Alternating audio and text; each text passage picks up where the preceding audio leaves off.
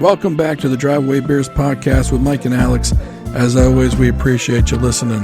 Please rate us on all the podcast platforms. Like, subscribe, comment, share wherever else you're listening, and enjoy the show. All right, welcome back to another episode. We appreciate you coming back as always. This is what our first unsponsored episode. So you don't have to listen to any ad reads other than me telling you we don't have any ad reads. So if you want to sponsor us, yeah, if you do, we have something that we're working on that we don't want to. We've always said we're only going to do 2 sponsors of this podcast at a time. We're not going to do a bunch of sponsors. It's just not what we want to do. We need to leave one space open for who we're talking to. Now, it might end up being nothing, but if it ends up being something, it could be good for us. And then the other one, we're going in a different direction with the sponsor. It was a mutual parting. We asked if we could not renew, and they said sure. So I was like, hey, could you not give us money? And they were like, sure, we don't need to. Sure. You know, it wasn't that hard to convince them not to give us money. So, we are looking for one sponsor. If someone is out there and would like to sponsor the show, you reach about 4,000 people per episode. We've grown leaps and bounds. I believe our last episode, was our 150th, which is more than we thought we were getting to. I would have lost money on that bet. Yeah, right? I think we both would have. But here we are. Okay. All right. So enough of that fun stuff. Wanted to get into a little bit of a serious topic. And look, I'm usually the one behind our Twitter account, good or bad. And we've talked a lot of Raven stuff. We had Drew on from the Zone 32 podcast, talking Raven stuff. We've had Jeremy Kahn on here talking about Raven stuff. So, and Mike and I have sat here talking about Raven stuff. We've had superfan Josh. Josh has been here talking about Raven stuff. I mean, look, we talk a lot about Ravens. And with that, there's a community of Ravens fans on Twitter. There's a hashtag Ravens flock. It's a really nice group of people. I get a kick out of the British guys because they're funny. I dig British humor. Like, I don't think I've heard the word cunt so many times used that way. Yeah. You know what I mean? Half of it I probably don't understand, but it sounds hysterical. But it's just a really nice community of people. Even through the disagreements, people get along. But you're united by a fandom of a team, right? Well, and I think this happened, I want to say, about one of these, the thing that kind of kick-started in my brain happened about 8 months ago. I believe there was a gentleman named Chuck on Twitter, and he took his own life. And I don't know if the Twitter conversations or whatever it was the reason. I think he had other stuff going on with his life. And then about a week ago, there was another Ravens fan who he posted for the first time in a couple months. And he said he took some time away from Twitter for his own mental health. And that kind of resonated with me. I even reached out and I said, hey, look, if you ever need to talk, I know we don't know each other, but if you need to talk, please don't do anything drastic. I'll talk whenever you want. I'm up all hours of the night. Because I know with my own mental health, there are some rough times, right? In fact, we recorded the last episode about 2 weeks ago. It was Josh was here. I think Josh was here. No, that was two. So we recorded 2 weeks ago. We recorded last week. Yeah. It was 2 weeks ago though. We had just adopted the dog. If you follow us on Instagram or any of the social media platforms, you saw the picture of Teddy. Teddy is a good dog. I mean, Mike just came in. I don't even think you knew Teddy was there. No, Teddy didn't. Teddy doesn't make you sound. No, when he's in his crate for bed, he's out. My man's not much of a guard dog. No, he's zero. He's more likely to lick the intruder than save us all from whatever. Yeah, he is a typical golden retriever. He's trying to make friends with everybody and wants no enemies. He did have a very interesting interaction with a duck at a farm where this is a 100-pound animal hiding behind my wife because the duck attacked him twice through the fence. This big dummy was sniffing around the fence, and this duck apparently didn't take too kindly to it and literally whacked him twice on the nose with his beak. He backed up so fast behind my wife, like she was gonna protect him from the duck. So it's funny though, because isn't his job to swim out and get a duck after you shoot it? Yeah, 100%. Yeah, that's his natural instincts. The worst part of it was when we got to the chickens, he wouldn't even sniff the damn fence. He sat down and he's watching them. He's probably about 2 feet off the fence, not very far. This rooster kind of gets in his feelings a little bit and starts to flap the wings. Gets a little aggressive. My man literally slid his ass back another 2 feet. He didn't get up and then sit down. He scooted back because he thought this chicken was coming for him. The chicken. Meanwhile, he could dispatch the chicken with. He could have eaten it in a minute. 100%. The duck, he is so much bigger than these. Nope. He is deathly afraid of it. So yeah, we were not being saved by anything from that dog. So sweet dog. I apparently, though, my own internal mechanisms did not like the dog in the beginning. All types of things go through your head. It's another mouth to feed. It's another thing to take care of. Our kids, I always told my wife, we were getting older. We were getting some of our freedoms back. We didn't always have to be guarding over the kids. The kids could stay home alone. Mm-hmm. We could do freedom, right?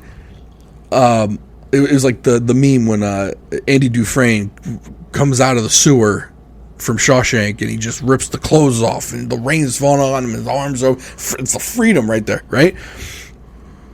And now we're back in the holding cell with the dog because now everything's timed, right? You got to be home at a certain time.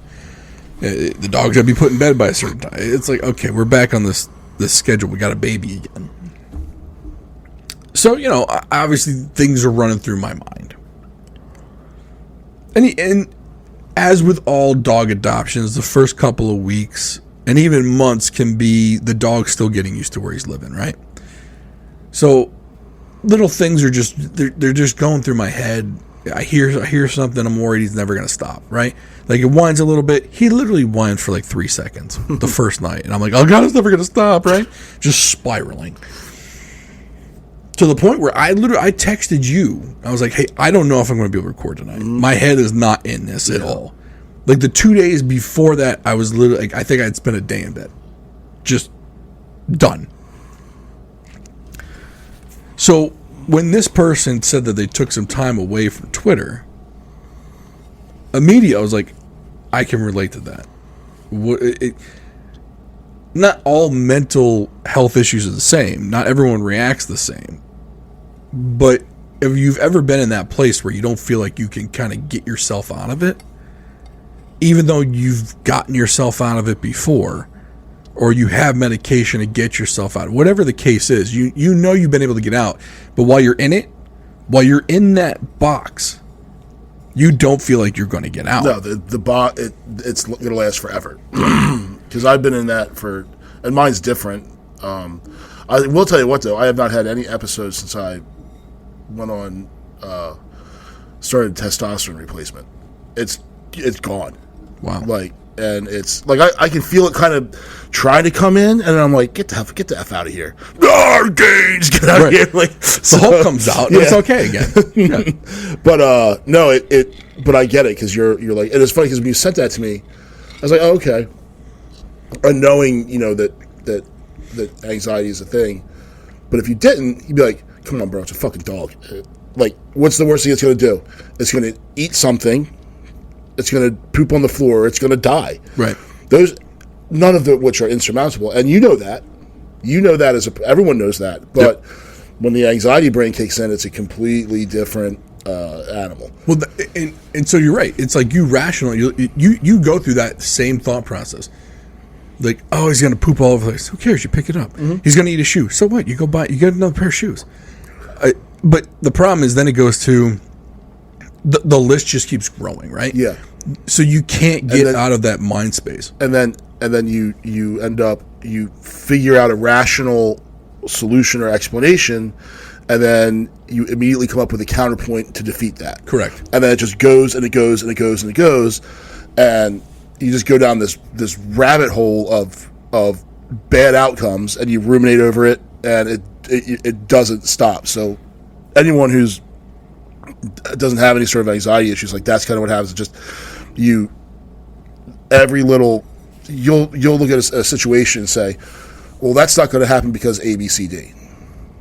Ooh, but then the anxiety brain kicks in and goes, what about situation outcome E? You have to do that one, smarty pants. And then you think, okay, well, I have a counter, and it's this constant battle in your head, and then you just constantly think about it, because if you don't think about it, then the bad thing's going to happen. Right. It's almost like you're trying to prepare for it before it happens, right? When I described it to my wife, I said it's like you almost get into a car accident and you tense up waiting for the impact, and you're waiting for the impact, but then the feeling never releases. Right. Because like the car accident, once the threat has passed, you might have some adrenaline and woo, that was close, but everything, the adrenaline dump goes away and you're fine. This time it just stays. Right. And you're waiting for an impact that never comes. That's a great example. I had never thought of it that way. That's 100% correct, though. And going back to like how like your brain processes it, it's like think of it like being both sides of the debate team. Mm-hmm. And it's just and there's no moderator, or even if there's the moderator is now just throwing more questions in the air. Like it's just a 3-ring circus at that point. It's like question, answer, answer, answer, counterpoint, counterpoint, new question from the moderator, answer, question, question. And it's like, oh my, and it goes on and on and on. And one side clearly is making the correct case, and the other side is not. But but the other side just keeps going. Right. That one side keeps losing. Yeah. Right. And not only that, it's losing and bringing up more issues to think about. Yeah. That the other side is saying, yeah, you're right, you're going to die. Way to go, jackass. And so when I saw someone else was, and we've talked about the impact of social media on the brain. It is beyond acknowledged that social media's effect on the brain is severely detrimental. But we still look at it. Oh, constantly. We're doom scrolling. Right. My wife does it. Mm-hmm. Like, she'll just be sitting there. And I see the thumb movement. It's like, are you even processing anything?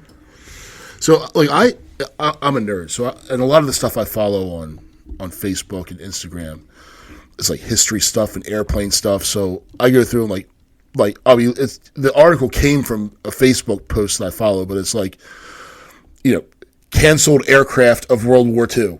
And I'm reading these articles. You're looking at Facebook? Technically, yes, but no. I'm not just scrolling mindlessly through nonsense. Like, and the reels, you can get sucked into reels. And then all of a sudden you're like, where did hour and 15 minutes go? Like, it's gone. I get that way with Facebook videos, I know because Instagram has reels, but they automatically post to Facebook in their video section. Yeah. And so, like, I'll accidentally click on one. Like, somehow, like, I'll John Crist is one of the comedians that I watch. I don't know why I ever started, like, because he does, like, a lot of Christian comedy, and I'm the furthest thing from his audience that there could be. But I find his shit hysterical when he describes the church. So, like, I'll watch a video of his. Then it feeds me like another comedy set of like Nate Jackson, who's hilarious. Mm-hmm. And then I get Henry Cho, and so it'll just keep feeding me like 10-minute comedy. I get Ralphie May in there, and just comedy skit. And there's a Joey Swoll video, and I'll watch a Joey Swoll video because it's funny. And then more Joey, and then I get the guy from Canada, Will Tennyson. Mm-hmm. You know, and you're right. An hour and a half later, I'm like, oh shit. Yeah. I've been watching these 15-minute clips. Like the sun went down. Yeah. I started doing this when it was daylight, and now it's dark. And you feel like a giant loser. But the weird thing is, like those wouldn't seem to have a negative effect on your mental status. But the other stuff that you scroll through, and Twitter's especially adept at doing this, it shows you things that you definitely would not follow.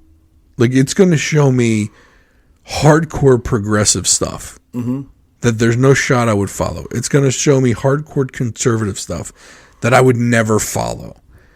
And it's going to put the statement in front of me that's going to piss me off. Mm-hmm.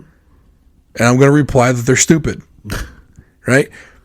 Like, it's happened more times than I can imagine. And I know that's what it's doing to me on purpose. But I still respond. Yeah, it's working. Like I actually think the person's going to read that shit. Yeah. They're not going to read it. Stephen King isn't going to read my shit. Rob Reiner's not reading my response to him. And even if he doesn't even give two shits about me. No. And then I'm like, well, this little account will. So I'll reply to the little account and he'll get all pissed off. It's like, what am I fucking doing here? Like, I didn't convince anybody of anything. Not that I'm trying to. Well, and you look at it and you think, here I am trying to start an argument and then hopefully engage in this argument or discussion with complete strangers. Who hell, it could be a bot, a chat bot for all you know. 100%. And I get, like, I'll type these responses, and I'm like, what am I doing? I delete the whole thing. I'm like, sometimes I think we have this need to let stupid people know how stupid they are. Right. Like, it's my duty. Yes. Like, I'm sworn to uphold this duty of letting this dumbass know how dumb he is, when really it doesn't matter. Like, and I watch people get all fired up over, you know, I posted one. This person was all offended because someone ripped a blue crab apart when it was alive. So I replied back, like, how do you think a bird eats a crab? Like, it's better than boiling it alive. I know how birds eat crabs. People don't have to. And I'm like, Jesus. And so I'd strike. And then all these other people who I know, like, jumped in attacking this point. And then I felt bad for, like, that wasn't the point. The point was not to fire this lady up or to get her angry. It was just to be like, that's how a bird eats a crab. And I don't know why this dude ripped the crab apart alive. You know what? The guy was grilling them, which to me is ridiculous. Is it one of those, like, the Louisiana people that talk about the Louisiana crabs versus the Maryland crabs? Because they're stupid. Yeah. And here's the thing. The average person can't tell the difference between a Louisiana crab and a Maryland crab as long as it's cooked the correct way, which is steamed, not boiled. Yes. Those Louisiana people boil them, which makes the meat mushy. Like, yeah, but you could taste the Cajun seasoning. Who cares? I could put more J.O. on it or Old Bay. Like, what do you want to eat, mushy crab meat? Like, if I get a mushy crab, I chuck it. I'm not eating that mushy crab. I'm going to be honest. Before this year, I didn't know Louisiana people ate crab. I thought Louisiana was all crawfish and crawdads. Oh, yeah. Crab, like the crawdad boil, right? That's what it was. When did they start getting into crabs? And the shrimp. Well, Louisiana crabs have been around for a long... And then... They ship them all out. They don't eat them. Yeah, they're fake crab people. So then... But that's the deal. Like, oh, so then this other jackass puts this post, like, Maryland versus Louisiana crab. And it's like, Louisiana crab ships X amount more than Maryland does. Well, I said, your fishery's bigger. It's actually, you get warm water year round. But it's all these reasons. But these people are getting fired up like, fuck Louisiana. Like, really? Are you? Louisiana's like, fuck Maryland. It's like when people like, all these singers who rep their city. Like, you think the city gives a fuck about you? Hell no. Yeah. None of them do. Well, the singer they might, but the average guy, like, who's just repping their city, nobody cares about that guy. Well, like, there's one guy. So I don't know if people remember Macklemore. Yeah. He did the thrift shop song. Yeah. Well, he did another song. He's like something about like, you know, he reps his city. They got him. Okay, you're a world. You are now at least a national act. Yeah. You're telling me the people from Portland are gonna back you up more than your other stupid ass fans? No, they're not. Yeah. No, and trust me, if you do something stupid in your city, they will arrest you. And except for he is from Portland, so they'll probably just let him go. No one's getting arrested. Yeah, it's just one big crap hole. Right, but yeah, and Portland probably doesn't like him anyway because like we liked Macklemore before he was cool, Right. and now that he is or was, well, now that he became cool, we stopped liking him, and then he's not cool anymore. So we'll start liking him again because it's ironic. Can we talk about fandom for a minute? I know we're sidetracking here for mental health. We'll get back to it. What is this notion of I'm a bigger fan than you because I was a fan of the team before you? Like what who gives a shit? Yeah, I don't. I don't understand I don't understand because you were a fan of the Ravens or I don't know another team. You were a fan of the Patriots in the 80s when they sucked. Or you were a fan of the Red Sox in the 90s when they were god-awful, or 80s when they were god-awful. So as a Capitals fan, I can sympathize a little bit. But as a newer Ravens fan, I can see the other side of the coin.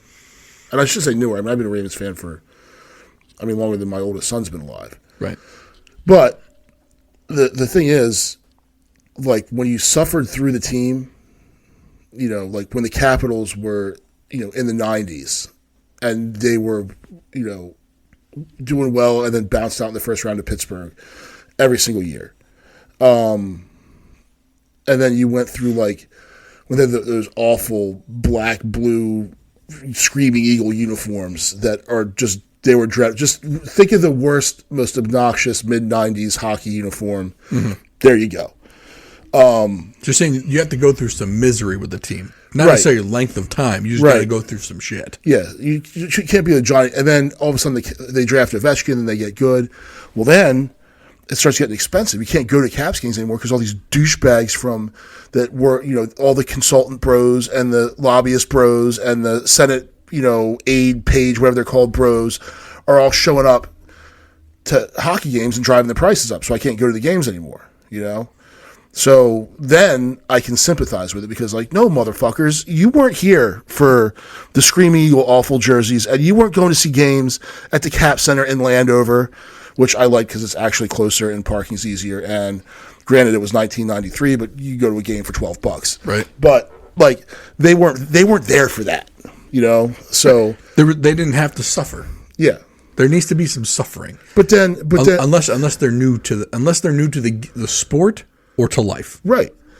Children and people that found the sport, and this was their first pick. Yeah, okay. But then it's like, but then, I had an interesting football fandom journey, and a friend of mine who listens to the podcast used to give me a bunch of crap because Dan Snyder pissed me off with the Redskins. When he started suing his fans that couldn't afford their season tickets, it's like, I can't support this organization. I burnt all my Redskin stuff. I was like, see you later. And then, well, who am I going to be a fan of? Well, there's a really nice team right up the road. I'll be a fan of them. And then he started giving me a bunch of crap. So, and then I had this Washington Nationals hat. Mm-hmm. I just bought it because when I go to a new stadium, I buy a hat. Right. If I went to Yankee Stadium, I'd buy a Yankees hat. I got a Savannah Bananas hat for my kid. You buy the hat when you go to the stadium. If I went to Fenway, I'm going to come back with a Red Sox hat. Yep. I'll never wear it, but I'll have it. It's a memento. And that's why I had this Nationals hat. So he saw it. I was like, "Oh, you're a Nationals fan." I was like, "Dude, I've been an Orioles fan forever." Nope, you're a Nationals fan. So I actually wrote his name on it to say it was his. I'm like, "Hey, hey man, I got your hat here. When do you want it back?" So,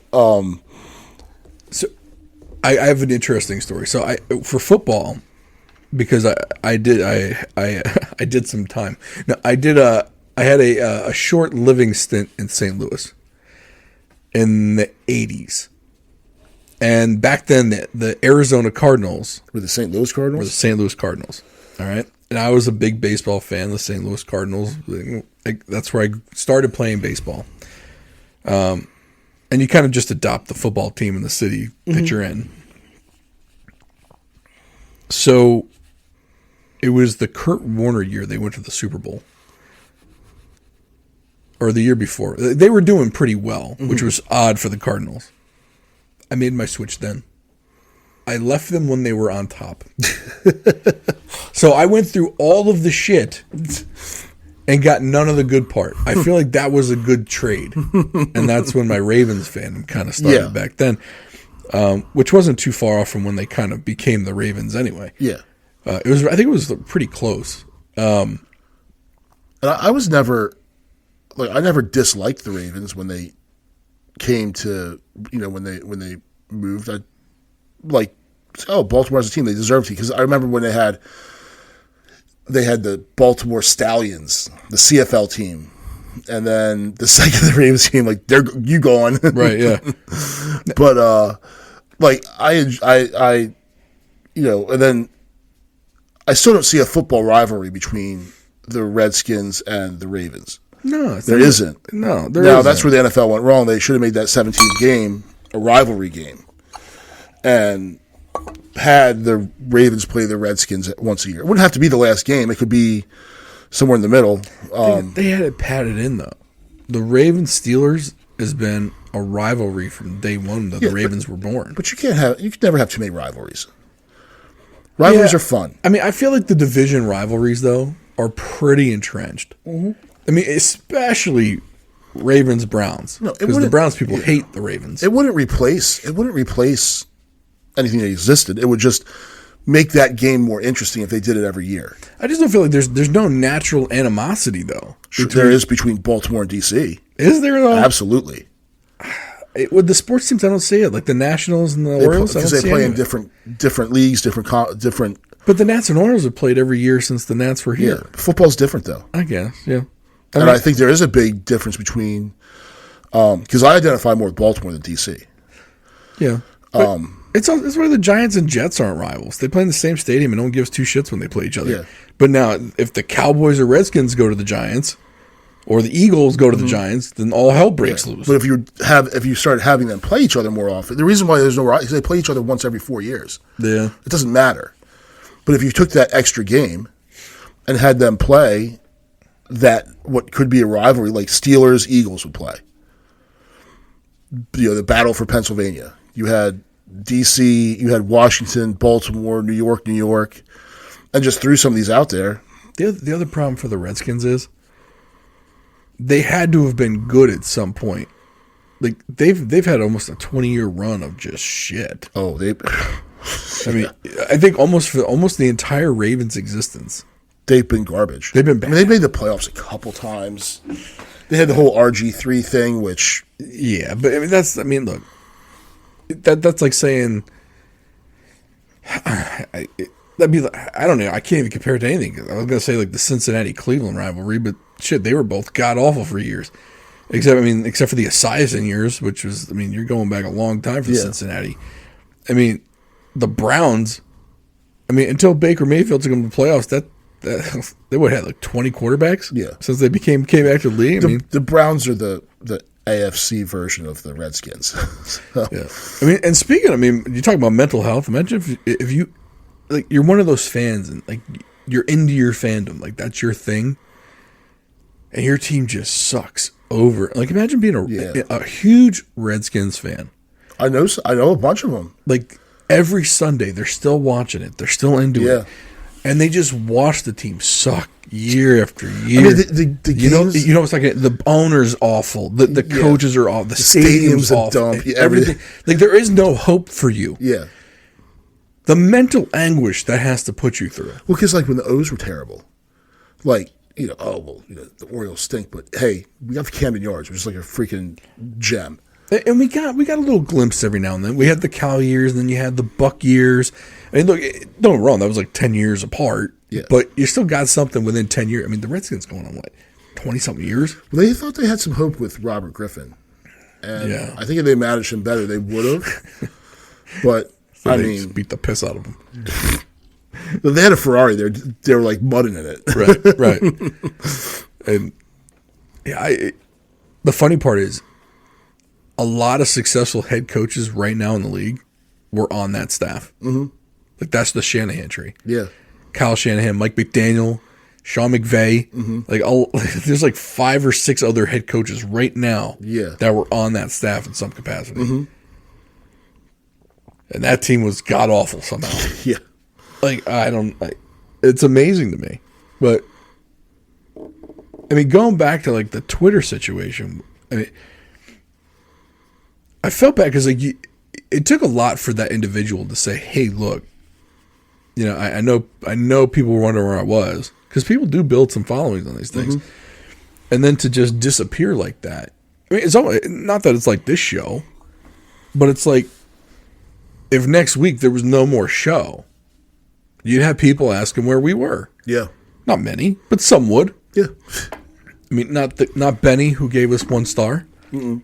Which, by the way, I think by mentioning Benny every week, we probably have made this guy some kind of like superstar in some regard. If anyone knows who Benny is, it's probably some fake name anyway. But it's probably some in some Russian troll farm. Bro, I'm going to troll these guys. Watch this. Make them feel super bad about themselves. Yes. Do we even want to talk about Russia? Maybe a different episode. Yeah. Tucker Carlson's going to get assassinated. Yeah. Well, so like, but going back to like the Twitter thing. Yeah.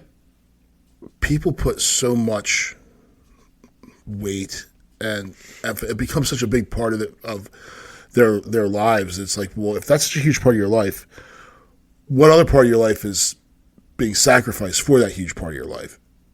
You know, what are you missing out on in front of you to be, what are you not present for so that you can be involved with your face buried in that screen? Yeah,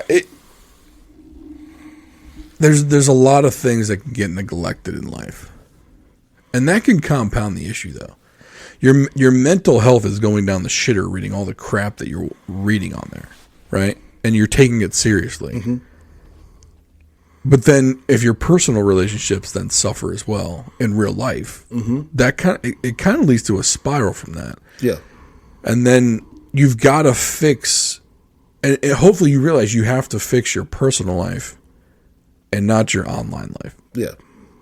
But I get it though. Some people feel like, hey, you know, it's taken me, you know, since 2012 to build this, you know, 3,000 to 4,000 follower account on Twitter, which doesn't sound like a lot, but you know, if you don't pay for followers, it takes a long time to do it. And there's some estimates out there that some of these follower counts, like was half of them, 3/4 of them are paid for. You know, they're. So, I can kind of prove this. We have about 175 followers on Twitter. Mm-hmm. It's not a lot. I would say, I'm going to say half are bots,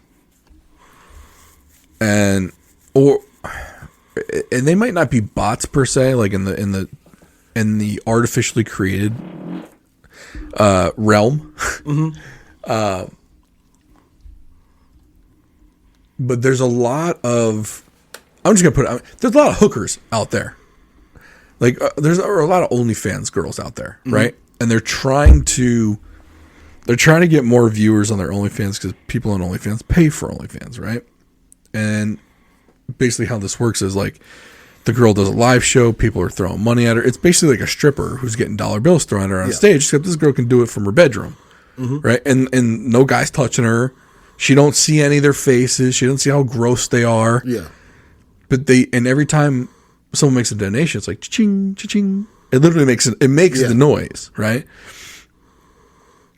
And so these girls, what they do is they go online, they go on Twitter, they create an account. You can see the account's brand new, and they follow a lot of people. Hoping that people will follow them back. Correct. And then what they do is they instant message them on Twitter saying, "Hey, follow me. Thanks for following me. Click my link. Come and join me." Yeah. And you're right. A lot of that part is done by a chat bot. It's all automated. The other part of it is people looking to sell their services. So, for example, because we're listed there as a podcast, we get a lot of followers that end up being like, in the bio, it's like an SEO manager, so search engine optimization manager, people that can increase your views on YouTube and all this other stuff, right? That you can literally go on Fiverr for, that website Fiverr, and you can pay someone from Pakistan to do this for you. Like if you want to get monetized on YouTube, you can do that. It costs you probably $100, $120. They'll monetize you, and they'll do it in a way where YouTube doesn't know. Well, you can pay for followers. We could literally go on tomorrow and go on Fiverr, pay about $100 and get 5,000 followers. Yeah. And what that does is, though, you can then go to advertisers and say, look, not only do we get 4,000 listeners per show, but we got 5,000 followers on Instagram, 5,000 on Twitter, 5,000 page followers on Facebook, and that's worth X amount of dollars to those companies. Yeah. And, so if I had to guess how many of our followers are real people out of the 175 or so, 75, 80, I think that's a real number. Yeah. And I'm not too proud to say that might be more than what the actual number is. And that's why, like, when I see people with like 5,000, 6,000 followers, or the big accounts that have 1 million, I know it's not a real number. Yeah. 100%. If our numbers are 50% real and 50% fake, theirs are by far more, probably more than that. Yep. Because they've got a budget. Because once you start bringing in money, you can then pay for more followers. Yeah. And none of them are real. Yeah. But the more you get, the more you can charge. Mm-hmm. But that can also play into people's mental health, though. Well, I've been doing this for 3 years. Why don't I have 3,000 followers? Yeah. Why don't I have 1 million followers? You probably have as many followers as they do. Mm-hmm. They're just playing a different game than you are. Yeah. They're playing it professionally. You're in the amateur league. Yeah. Which is pretty much what we're doing. Yeah, you're trying to do it honestly. Yeah. We're thinking, we're going to break the algorithm. We're going to do it all natural. Yeah. Meanwhile, Mark McGuire and Barry Bonds are juiced in the corner, hitting 70 bombs a year. Yeah. And I'm Craig Biggio, trying to do it all natural. Although apparently I think he got binged too. Or was it Bagwell that got bagged? I don't remember. Anyway. So, but that plays on people's mental health. And I felt bad. I felt bad for this guy. Not felt bad in the fact that I took, like, I was going to take pity on him. Mm-hmm. Just that, like, fuck, man, I can see how this would spiral you. And for me, if I do have a mental, I'm going to call it an episode, whatever it is. For me, it's a lot of physical. Like I have that conversation in my head, and generally my head will win out in the thought process, but not the physical process. Yeah. So for me, the physical aspects of a panic attack are very, like, it's almost like, I want to say pins and needles, but that's not the right adjective because it's not painful. It's very tingly through the shoulders, the back, and the arms. If it was just my left arm, I would probably think it was a heart attack, right? But your heart starts to race. And you don't feel it stopping or calming, and that makes it worse because you think, shit, let's call the ambulance. I got to get. I don't think it's manageable here. And so when we were gonna record that night, the 2 days before, I was kind of having those. I do think there's another plot twist in my issue. And I don't know if it's true. I got to talk to the doctor about it. I believe I might have an issue with insoluble fiber. But we'll talk about it. We got enough time. Yeah. So the wife went away for the weekend. Last weekend. I had the girls, the dog. My first weekend alone, pretty much with the dog, because the girls can't take care of him. Yeah. He's 100 pounds. He weighs more than both down of the them. street. Yeah, pretty much. Like when my older daughter wants, like we let her take him out at night when it's not a walk. He's literally just going out to pee and coming back in. And he's very gentle with her, which is great. But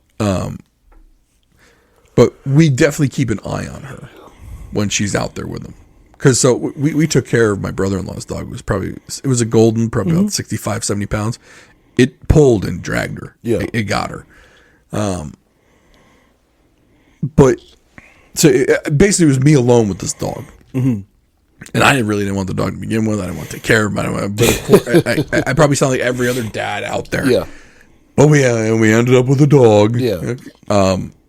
So it was a Thursday night.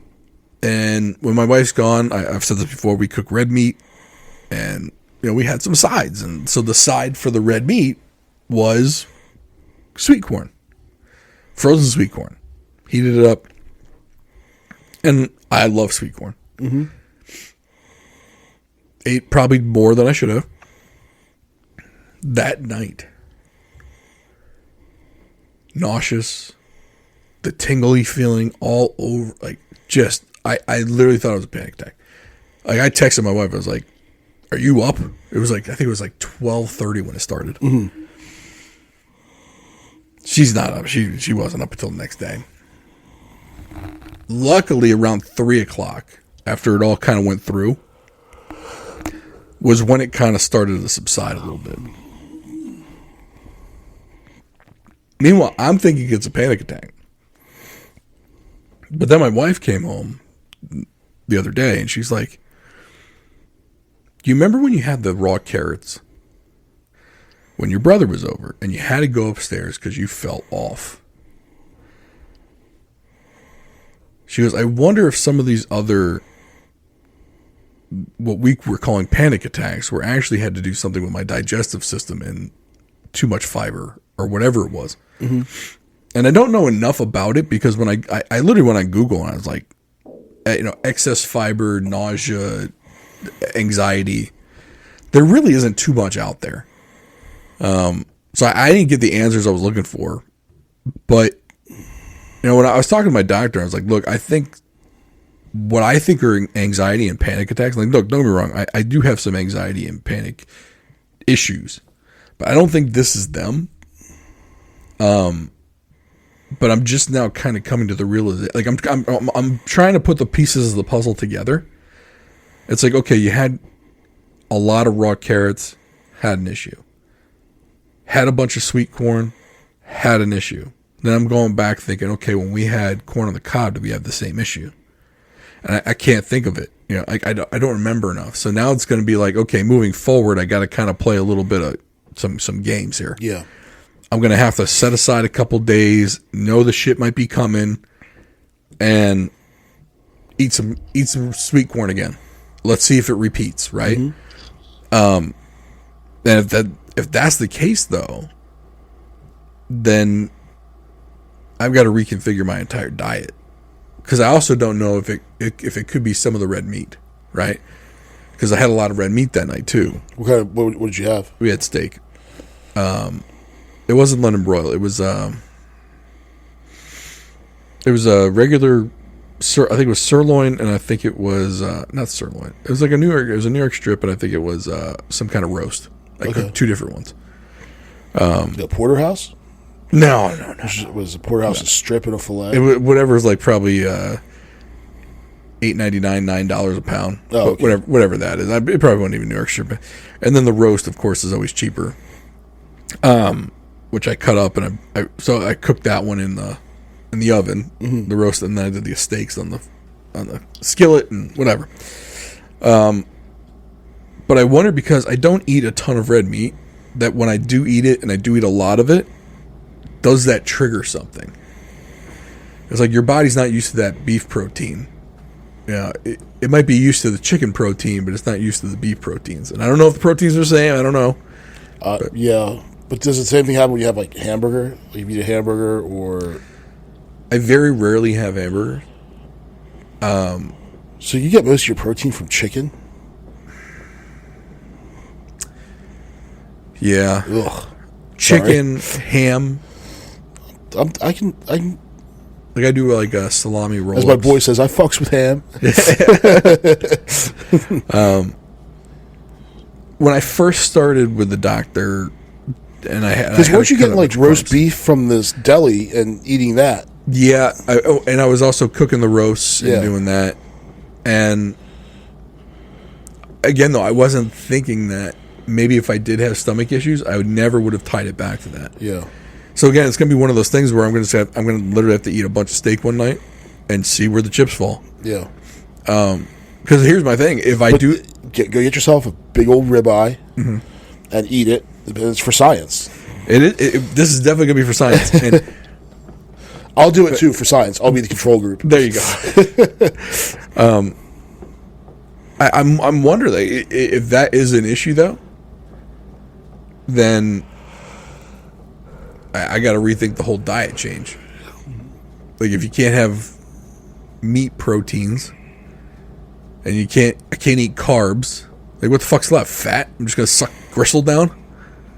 Like, ugh. Yeah. I'm just gonna at that point. I'm just gonna be like, okay, we're just gonna have to cut weight somewhere else. There's gonna be a way. I'm sure there will be a way. You could always do the severe calorie deficit and do it that way, and just kind of glide with it.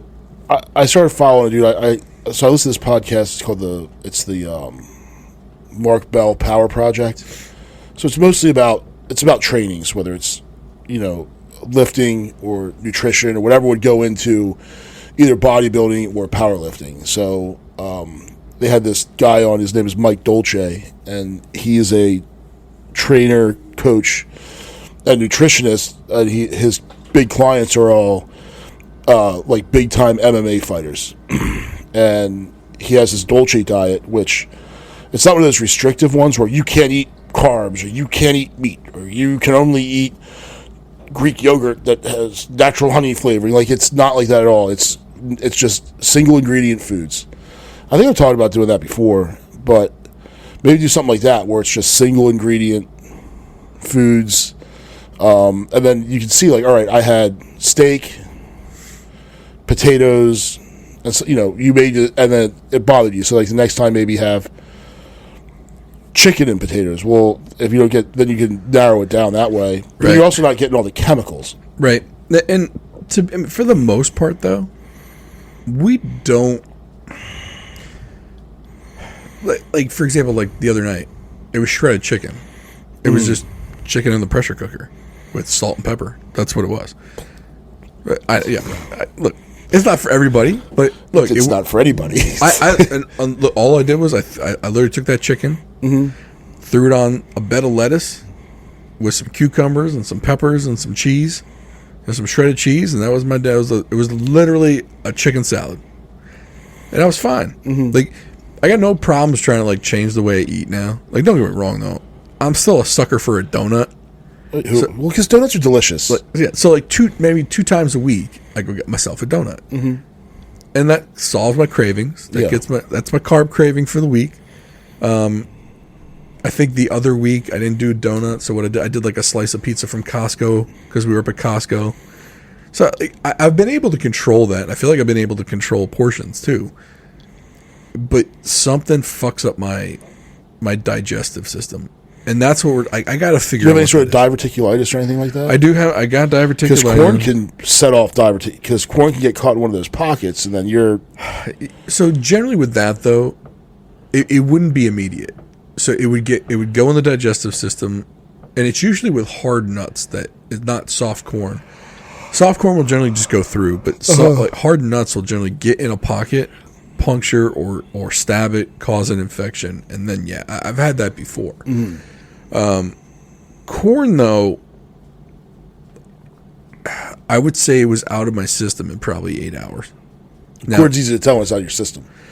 Well, you could tell, right? Yeah, and I felt better after like I saw it come out. I felt better. Mm-hmm. That was so. I probably ate dinner at 5:30. By 3:30 the next morning is when I finally started to subside. But that's when I stopped pooping it out. You know what I mean? So you're talking 10 hours. Mm-hmm. Most times, most food goes through your system. I believe the normal time is supposed to be 24 to 48 hours.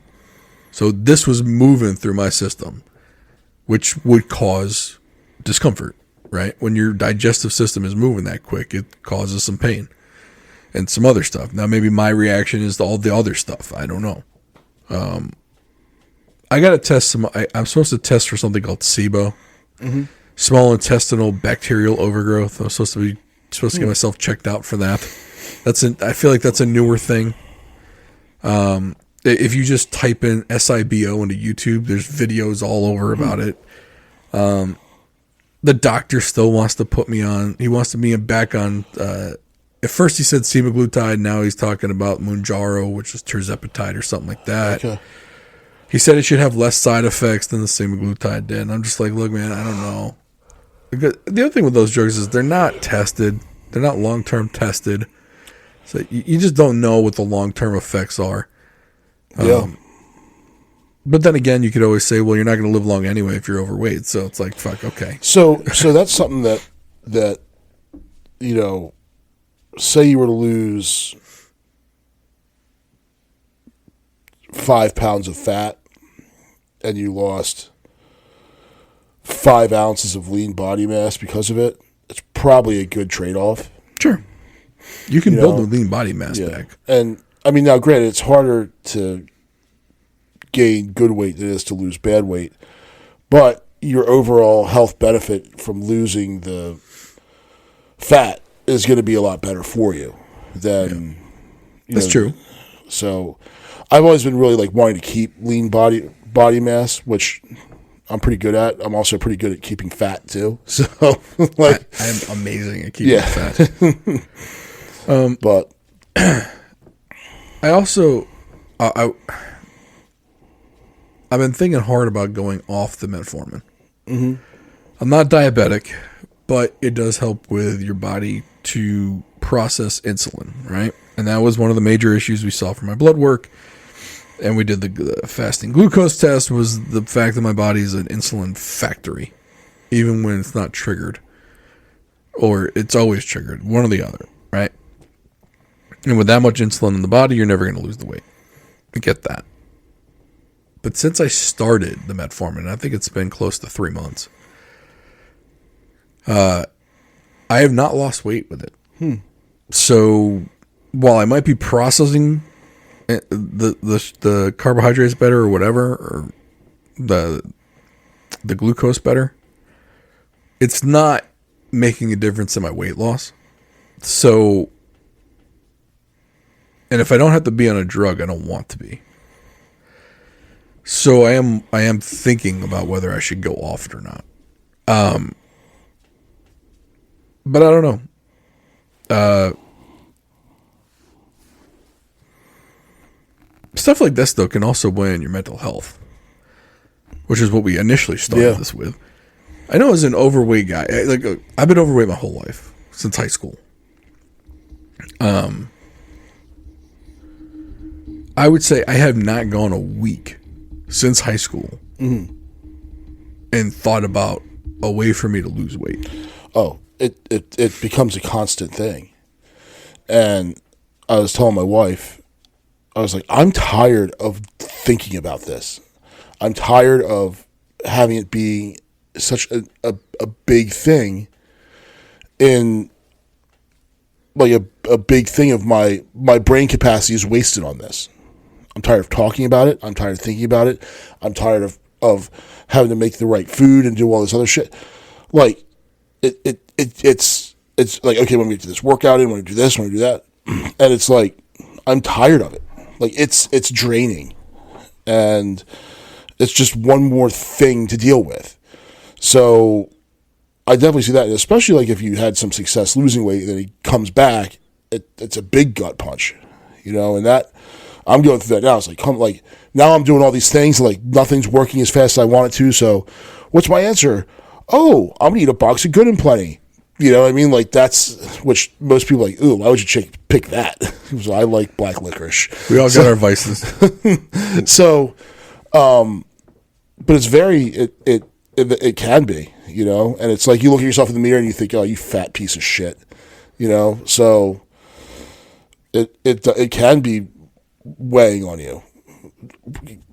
Pun not intended.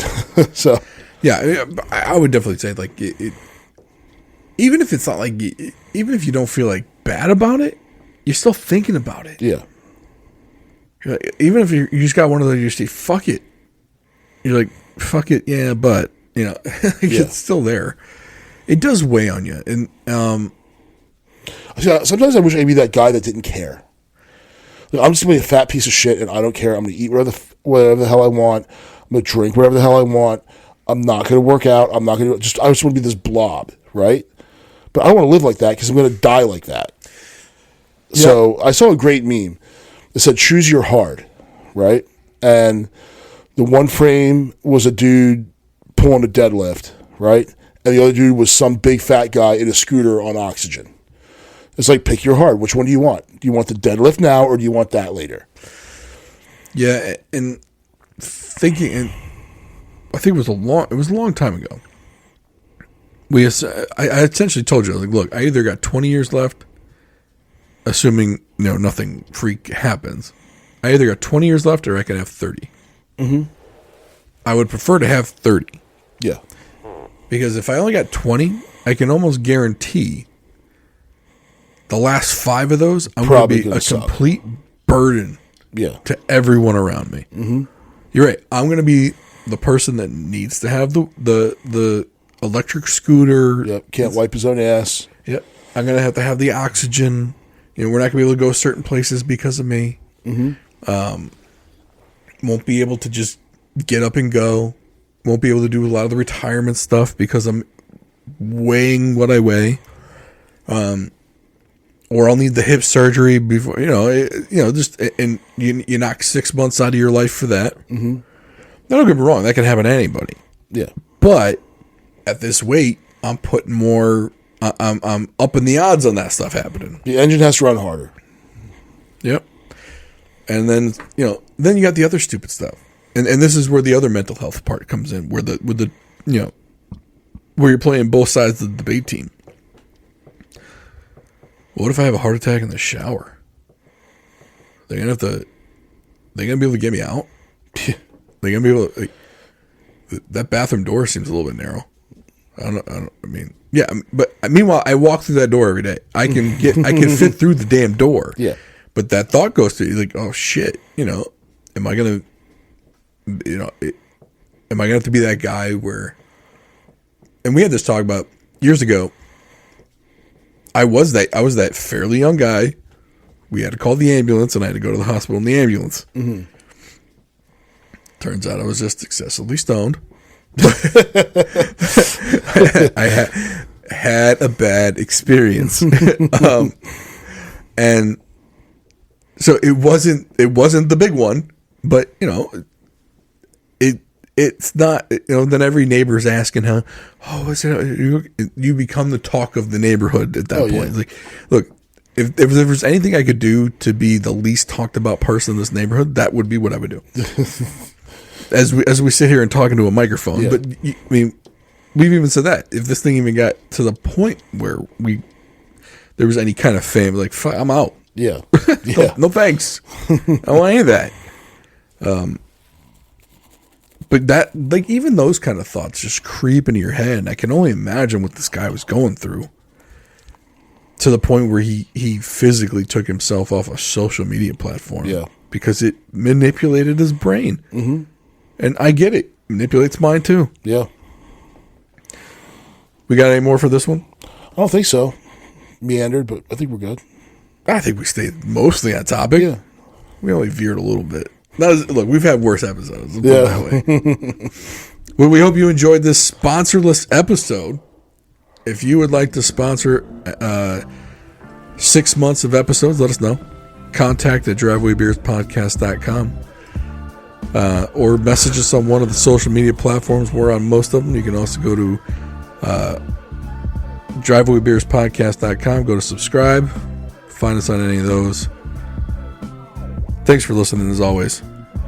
Like, subscribe, comment, share. Talk to you next time.